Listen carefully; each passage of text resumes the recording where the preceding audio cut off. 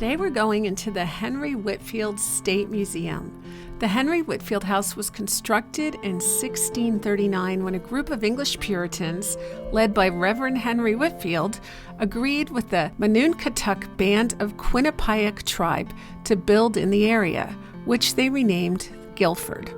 The house, made of local granite, was one of 4 stone buildings in the settlement, used for both defense and living.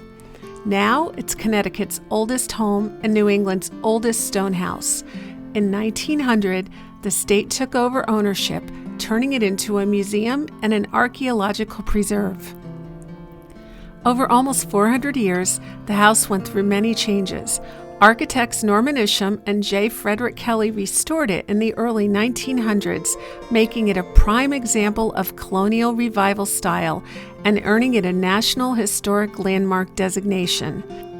The Henry Whitfield House reflects the colonialism of the 1600s and the later era that glorified European culture in the 18 to 1900s. The museum aims to face its past, recognizing past wrongs and their impact today, and working toward fairness for everyone. Let's take a look inside at the 3 floors of amazing furniture and architecture.